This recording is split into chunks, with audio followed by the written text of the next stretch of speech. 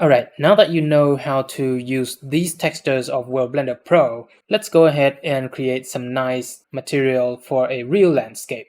So let me turn this off and turn this on, right? This is a landscape that I made using the nodes of World Blender Pro. And let me go to the material, right? Currently it's just a simple quick shader node using two different color, one for the rock and one for the dirt. So I'm going to create a normal map for this for this landscape, as well as color variations for the dirt as well as the rock. And this time I'm not gonna be displacing the landscape. I will simply use the bump. Alright, the bump can achieve some similar result to the displacement, it just doesn't modify the mesh. Okay, first let's focus on creating the bump for the rock. So let's drop in the landscape data, and we will use the debris channel to mix between the dirt and the rock. Alright, so I'm going to use the color ramp to control the mixing like that. Okay. Now I'm going to create a mix node. I'm going to mix the vector, right? And I will use this map to mix the vectors like that. Alright, this will be the bump for the rock, and this will be the bump for the dirt. So let's focus on the rock first. So go to texture and drop in a fractal chip. And again, we need a texture coordinate. So create a geometry and put the position in. Alright. And just set the scale to something like that. I think that's enough. Decrease this size a little, like that. And again, to achieve a believable rock formation, we can't live without this space warp node. And let's see the factor of this space warp. And let's bring this down a little, maybe a little more. Alright. Let's set this down to 1 so that we can see the actual warp. Set this to 2 and configure a little more.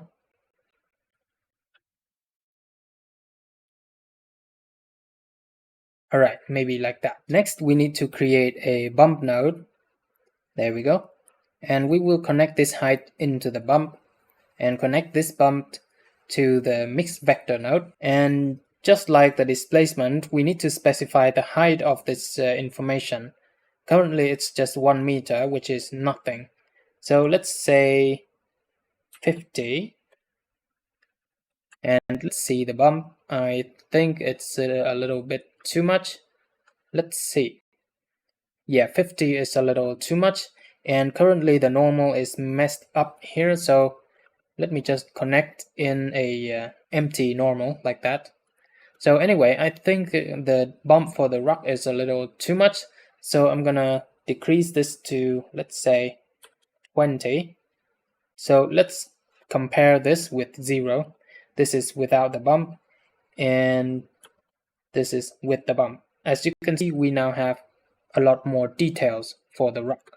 Now 20 is a little too weak, so let's say 30. 50 is too high, 20 is too low, and I think 30 is great.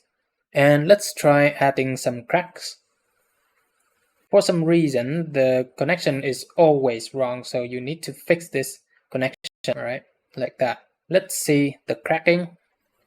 And we need to increase the size to something bigger, like let's say 50. Maybe 50 is good. Let's see. Let's increase the height a little to something extreme to see the effect. I think, yeah, this size is pretty good. But let's try a few different sizing. Say 200. I think 200 is also good. Let's try 80. Okay, let's use 80 for now. We need to decrease this to, let's say, 20 or 10. And let's play around with the spread of the cracking. Let's say 0.2. 0.2, the cracks are spreading a little too much, so we need to decrease the spread. Okay, I think I like this kind of cracking. So you see, we now have a lot more details for the rock. Let's have a closer look, like placing the camera into the landscape. I think we don't have enough details here. So we need to increase the fractals of these textures to something higher.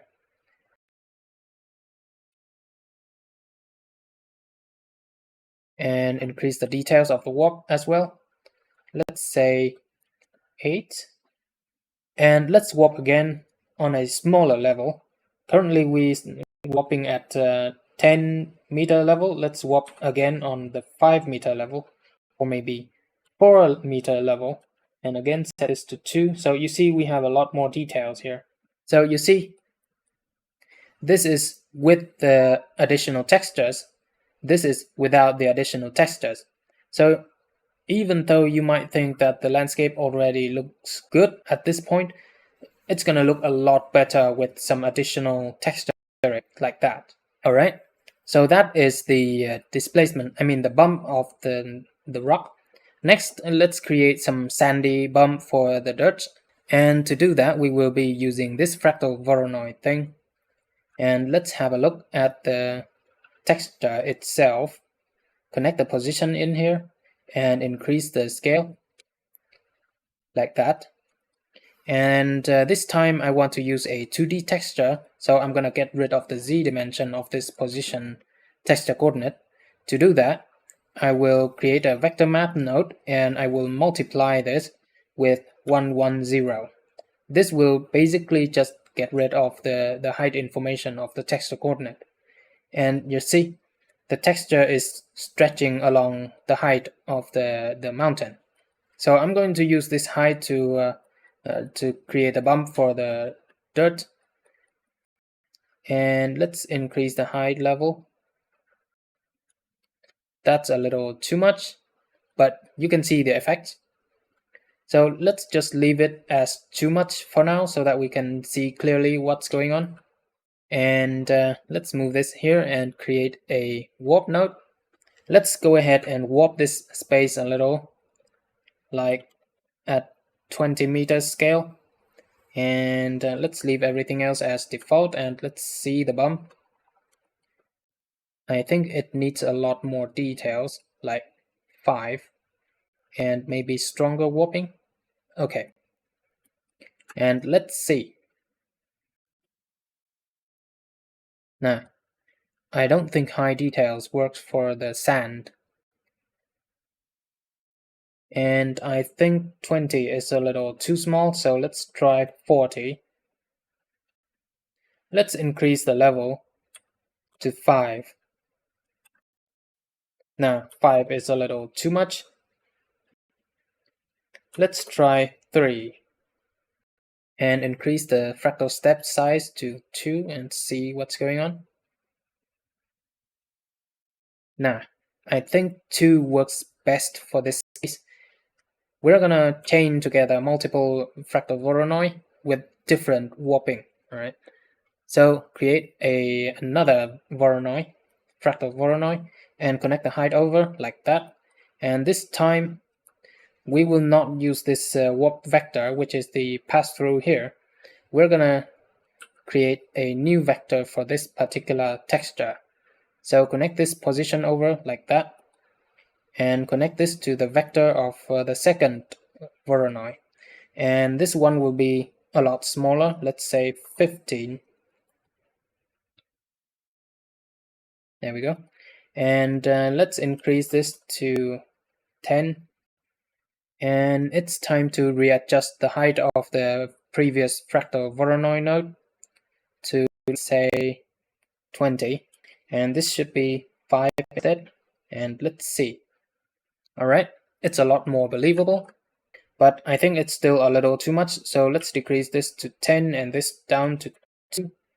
Since the sand is supposed to be very smooth, we don't want to see a lot of bumping. We just need to have a tiny bit of bumpings so that it's more believable.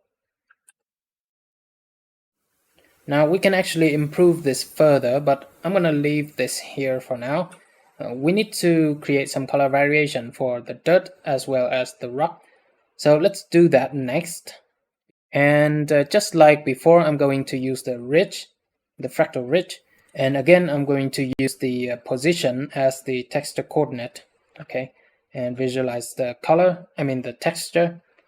Set this to 25.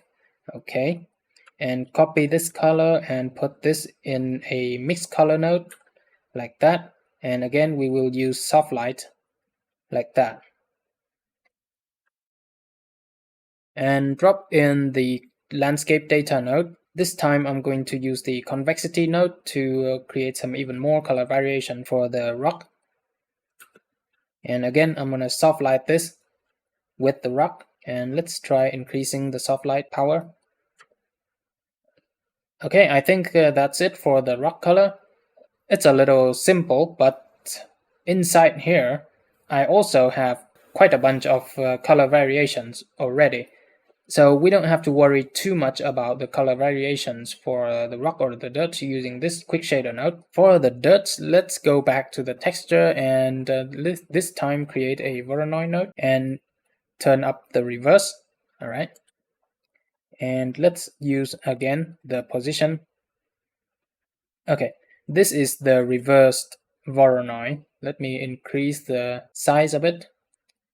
So you see it's like a bunch of bubbles. So again, I will warp this using the space warp node, and I'm gonna warp at a very small level, let's say 20, and I'm gonna warp a little strong like that, and maybe more details. Okay, so the dirt is currently this color. All right, copy this soft light node, connect the texture here to the B color, and the A color will be the color of the dirt like that. Alright, connect this to the dirt color. So now we have some nice macro variation for the dirt color. And let's try a different dirt color, something orange. Look at that. So this is the material for the landscape. And let's have a look at the before and the after. So this is before and this is after. Yeah, I think the bump here is a little too much, so you can actually decrease the bump distance here down to 0.5. Okay, I think 0.5 is a lot better. So this is before and this is after. You see, this is a lot more believable. Okay, that's it for today's video. I hope you find these textures useful for your project. And this will also be the final video of the basic series. In the next video, I will start getting into the more advanced features of World Blender, for example, the physics simulation nodes. Alright? Okay, stay tuned. I'll see you next time.